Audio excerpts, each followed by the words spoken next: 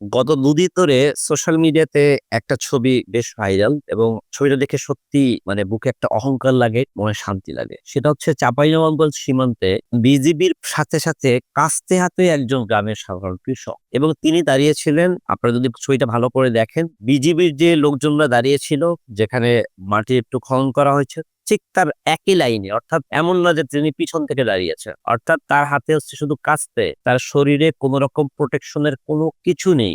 যেটা বিজিবির মাথায় হেলমেট আছে, শরীরে বুলেট প্রুফ জ্যাকেট আছে, তাদের হাতে ভারী অস্ত্র আছে, কিন্তু উনি একজন সাধারণ কৃষক, ওনার হাতে আছে শুধুমাত্র একটা কাস্তে। এই কাস্তে নিয়ে কি আসলে বন্দুকের সামনে লড়াই করা যায়? আবেগে বললে অনেক কিছুই বলা যাবে, কিন্তু বাস্তবতা হচ্ছে যে উত্তর হচ্ছে না, বন্দুকের সামনে একটা কাস্তে বা দেশীয় অস্ত্র নিয়ে লড়াই করা সম্ভব নয়। এখন তিনি কাদের বিরুদ্ধে লড়তে যাচ্ছিলেন বা লড়াই করে না হোক, তিনি প্রতিরক্ষার জন্য দাঁড়িয়েছিলেন বিএসএফ এর সামনে। বিএসএফ কি করতেছিল? বিএসএফ একটা কাঁটাতারের বেড়া ছিল, যেটা আন্তর্জাতিক আইনের স্পষ্ট লঙ্ঘন। এবং সেখানে দেখলাম যে ভারত বাংলাদেশ উভয় দেশেরই যে স্থানীয় জনগণ, তারা সেখানে ব্যাপকভাবে সাপোর্ট দিয়েছে। উভয় দেশেই ছিল। পার্থক্যটা ছিল আমাদের দেশের এই একজন কৃষকই বিজিবি লাইনে দাঁড়িয়ে কাস্তে হাতে প্রতিবাদ করতেছে, বাকিরা সবাই পিছনে উৎসুক জনতা হিসেবে দাঁড়িয়ে আছে। কিন্তু পক্ষান্তরে আমরা যেটা দেখলাম, যেটা ভারতের অংশ মালদা, সেই অংশে আমরা দেখলাম যে যারা স্থানীয় লোকজন, তারা প্রচুর পরিমাণে দেশীয় অস্ত্র নিয়ে সেখানে শ্রীরাম ধরে দিচ্ছে।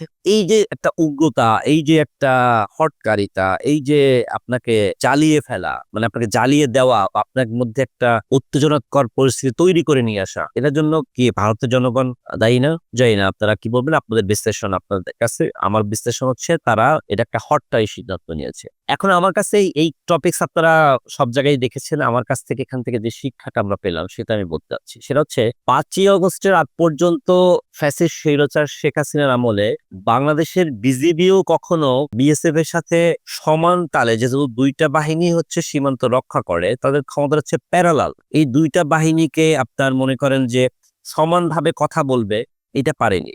সব সময় চিত্রটাই ছিল এমন, ভারত মানচিত্র যেমন বড়, তারা সীমান্ত এরকম অনেক বড়।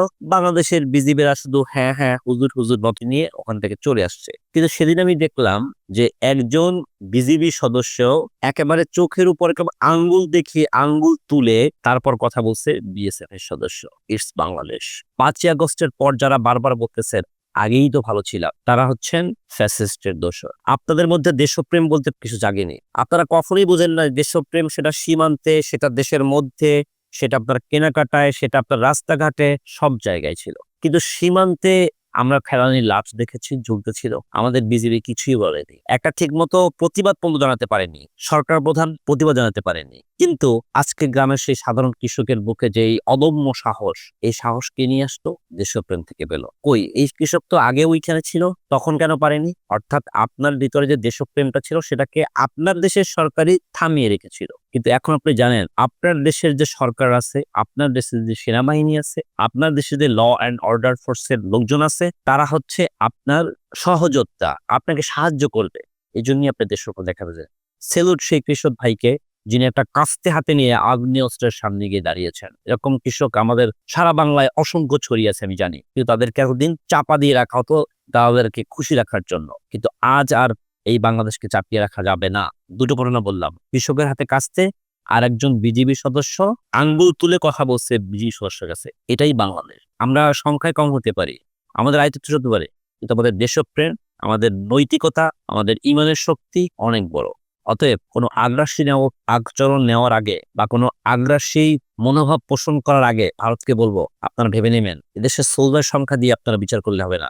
এদেশের 18 কোটি মানুষ আপনাদের বিরুদ্ধে রুখে দাঁড়াবে।